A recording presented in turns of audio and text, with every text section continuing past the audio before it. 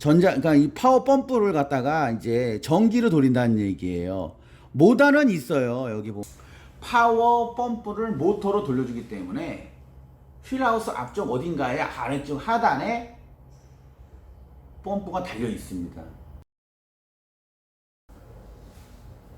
안녕하세요. 차영TV 차영입니다. 오늘은 파워 스티어링 오일을 어떻게 넣어야 잘 넣었다는 소리를 들을까? 구매하시는 분들이 많죠. 다 일하신다는 게 아니고 교환 업체에서 구매를 해가면 교환해 주지 않습니까? 공인받고. 그래서 요즘 이제 구매하시는 분들이 있는데 이제 간혹 규격에 맞지 않는 걸 또 구매를 하시면 또 번거스럽게 또 다시 교체를 해야 되지 않습니까? 그런 또 번거스러움도 수고를 덜어드릴 겸 차영이 간단하게 요런 방식은 요런 거, 그다음 요런 방식은 요런 파워오일이 맞겠구나 라는 요런 걸 저희가 이제 좀 찍어 드리려고 얘기를 나눠 봅시다. 보는 방법을요. 첫 번째로 뭐가 있습니까? 우리가 이제 파워 스티어링 시스템을 보면은 제일 구형으로 보면은 뭐 아반떼 시절을 간다 그러면은 파워 펌프가 전부 다 벨트 구동 타입이었지 않습니까? 그렇죠? 펌프가 벨트 구동. 그다음에 연비를 좋게 하기 위해서 벨트 구동 방식을 펌프를 띄고, 그렇죠? 어떻게 했습니까? 그 펌프를 모터로 돌렸죠? DC 모터로 돌렸습니다. 그래서 DC 모터를 돌렸다. 그것도 더 발전을 해서 다시 이제 핸들 샤우드에 모터를 달든지 아니면은 원비어에다 모터를 달든지 해가지고 방식이 현대 기아에서는 이제 MDPS라는 그런 거, 그 다음에 EPS 뭐 같은 말인데 어떤 이제 전자식 파워 스티어링 시스템이라는 얘기거든요. 이제 풀이를 하게 되면은 그렇게 바뀌었죠. 그런데 고급차에서는 아무래도 핸들 감도와 이런 부분이 안 좋기 때문에 다시 파워 펌프를 적용을 했지만, 그쵸? 거기다가 이제 모터를 다는 타입으로 이제 다시 한번 이제 그거를 이제 고급차에서는 많이 적용을 하고 있습니다. 그래서 가장 중요한 거는 뭐냐, 핸들에 대한 예를 들어서 감이라든지 자동 자율 주행을 또 하기 위해서는 EPS라는 이 모터 타입으로 이제 해야 되는 게 정석이에요. 그렇지만 감성적으로는 유압이 최고입니다. 유압이 최고이기 때문에 그런 방식이고, 자 보시면 제가 사진을 그냥 인터넷에서 한번 떠와 봤는데 제가 그리는 것보다 그림 솜씨가 좋지 않다 보니까 처음에 이런 타입이겠죠. 여기 보시면은 잘 보이시나 모르겠어요. 그쵸? 파워 스티어리아는 모터가 여기 이제 있고 이제 외부 벨트로 이제 구동을 하는 거겠죠. 여기에 이제 오일 공급하는 리저버 탱크라는 게 있어서 공급을 받아서 여기서 유압량을 발생시켜서 이쪽으로 보내면은 어떻게 돼요? 이쪽에 웜 기어를 작동을 시켜서, 그쵸? 핸들을 돌리면 웜 기어가 이제 좌우로 이제 유압을 분배시키기 때문에 조금 더 우리가 운전자가 핸들을 노파워 시절에는 얼마나 무겁습니까? 아무것도 없는 시절에는요. 그렇지만 파워 스티어링을 갖다가 이 펌프를 적용함으로 인해 가지고 핸들을 조금 더 원활하게 돌릴 수 있게 된 거지 않습니까? 그렇죠? 그래서 이게 초창기 파워 시스템입니다. 그런데 여기서 이제 예를 들어 조금 더 한 단계 바뀐 게 뭐냐?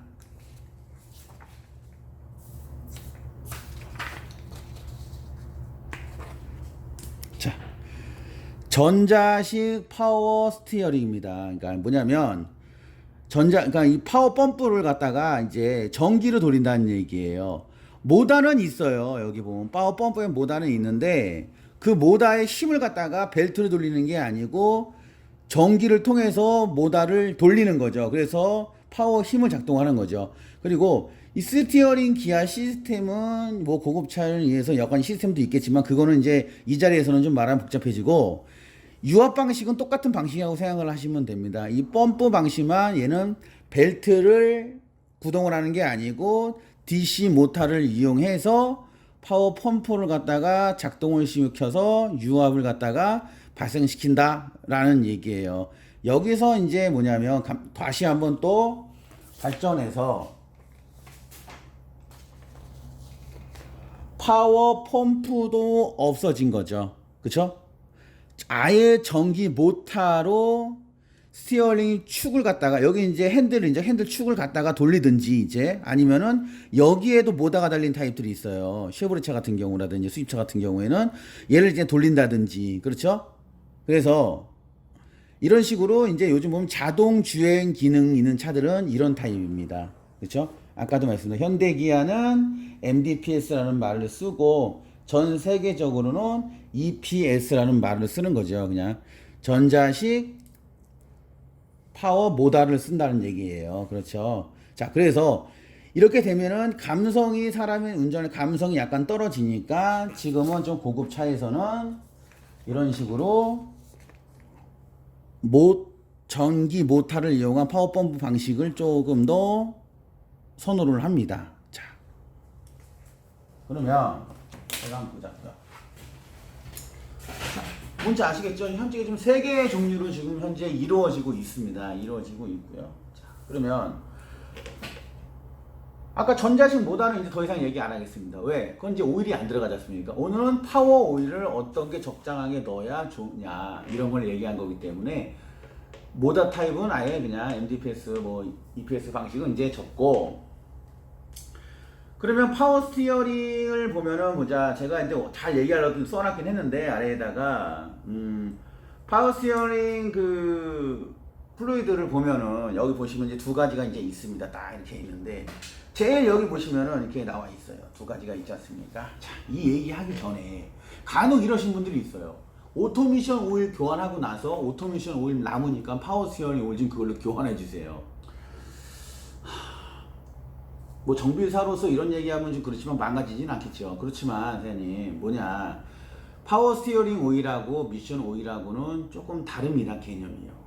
파워 스티어링 오일은 작동유, 그냥 유압유라고 생각을 하시면 됩니다. 순수 유압유고요. 거기에 이제 점도라든지 이게 틀어지는 거고, 이렇게 2021 11S처럼. 근데 저기 뭐야 오토미션 ATF 있죠? 플루이드. 그거는 뭐냐, 유압유 플러스 기어유입니다. 그러면 그 유압유 플러스 기어유 오토미션 ATF 플루이드 있죠? 자, 그 부분을 갖다가 예를 들어서 만약에 파워 스티어링에다가 넣었다. 그러면 아무래도 산화도라든가 정도 차이가 있기 때문에요, 사장님. 핸들 감도가 틀려질 수 있고요, 사장님. 오염도가 빨리 일어날 수도 있다는 얘기예요.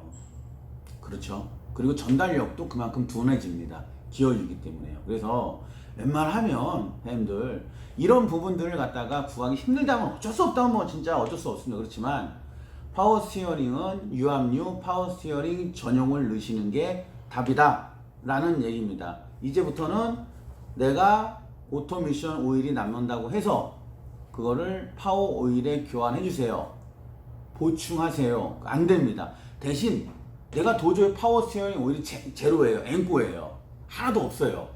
그럴 때는 솔직히 뭐 내가 어디 뭐 진짜 어디 가서 이거 넣을 데가 없고 오일만 진짜 수리할 데가 없는데 당장이라도 이 오일 넣어야 돼요.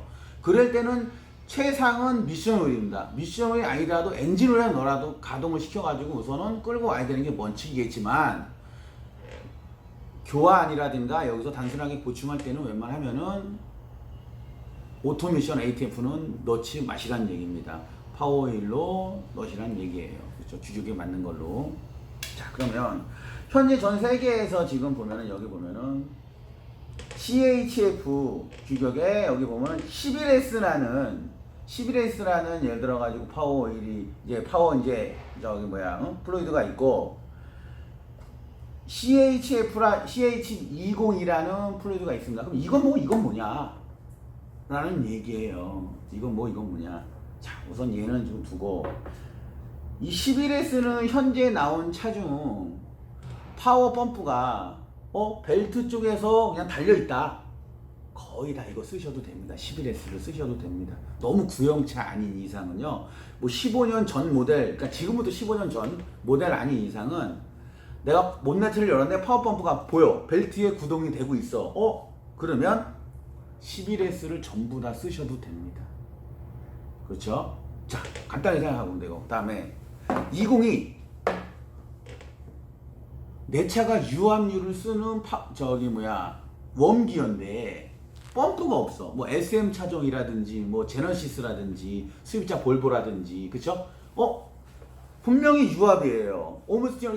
본네트를 딱 열고 이제 차를 열고 이제 보니까 밑에 파이프는 분명히 있는데 본네트 열고 이제 앞에 보니까는 펌프가 없어. 그건 뭐예요?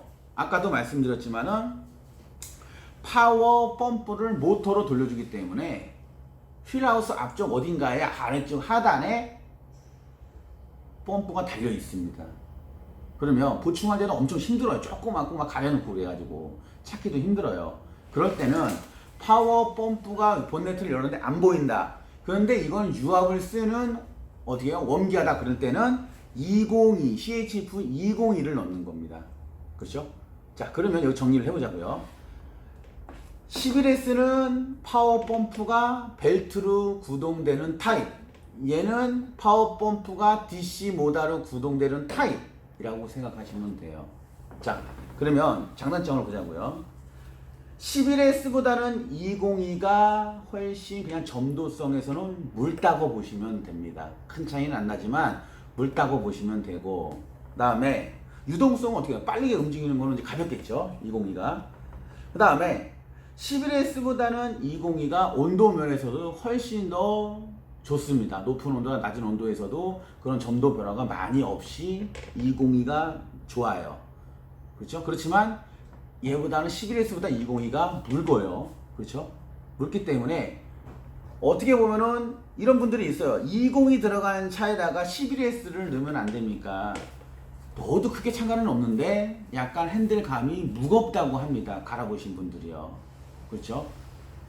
그 다음에 202를 11S에다가 넣게 되면은 아무래도 좀 가볍기 때문에 오일이 가벼우니까 파워펌프에서 잉잉하는 소리가 날 수도 있습니다. 그렇죠? 그래서 규격에 맞게 쓰시는 게 항상 최정의 케미칼을 사용하는 방법이라고 생각을 하시면 될 것 같아요. 간단하게 생각하시면 되겠죠. 현재 전 세계에서 11S 20이면은 파워 스티어링 오일을 보충이나 교체를 거의 99% 다 하실 수 있다고 생각을 하시면 됩니다. 그쵸? 되고요. 제가 보자고요. 제가 또 뭘 써놨는데 또 깜빡한 게 뭐 있나 보자고요. 여기 써놨네요. 제가 또 언제 교환해야 좋을까라는 말을 합니다. 언제 교환해야 되냐? 키로수로 따지면 차량은 그냥 한 5만 킬로 정도 타셨다고 하면 한번 교환을 해주시는 게 좋아요.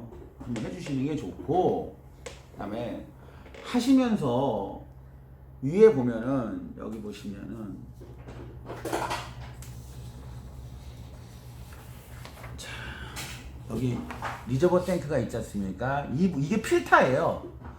이 펌프를 공급해주는 그 통인데 오일을 여기다 넣는데 이 자체가 필터 역할을 합니다. 파워펌프는요. 그래서 그걸 탈착을 해서 교환을 여유가 되시는 분들은 무조건 교환을 해주시면 좋고요. 아니시다 그러면은 잘 청소를 해서 그 부분을 갖다가 다시 장착을 해야 좋아요. 그래서 파워 오일을 바꿨는데도 무겁다. 그러면 요 필터를 파워펌프는 파워펌프 리저버 탱크가 필터입니다. 그래서 필터가 막혔을 때는 오일을 아무리 잘 교환해도 어떻게 될까요? 무거워요. 공급이 안 되니까 펌프로 오일이 잘해요. 소리도 날 수 있고. 그래서 필터를 꼭 다 석션을 하든 아니면 다 빼서 들어서 확인을 해서 깨끗한지 안 깨끗한지 확인을 해서 장착을 해야 됩니다. 교체해 주는 게 제일 좋습니다. 필터이기 때문에요. 금액은 그렇게 비싸지는 않습니다. 국내차든요. 자, 그리고 가끔 보시면 파워 오일이 새는 차가 있어요. 새는 차는 스탑미크라든가 이런 케미컬도 나오니까 교체해 주는 게 제일 좋습니다. 그렇지만은 만약에 나는 교체를 못할 상황이고 여유가 안 되신 분들은 새면은 스탑미크를 넣어서 꾸준하게 넣으시면 그런 것도 조금은 예방을 할 수는 있고 조금 새는 게 좀 덜 셀 수는 있다는 얘기예요. 그리고 더 터질 걸 갖다가 좀 덜 터지게 이런 거는 될 수 있습니다. 그리고 파워오일을 교환할 때도 플러싱이라는 걸 하면 좋습니다. 그런데 그냥 플러싱 말고요. 어떻게 될까요? C를 보고 하는 플러싱을 하셔야 됩니다. 엔진오일 플러싱은 약간은 개념이 틀립니다.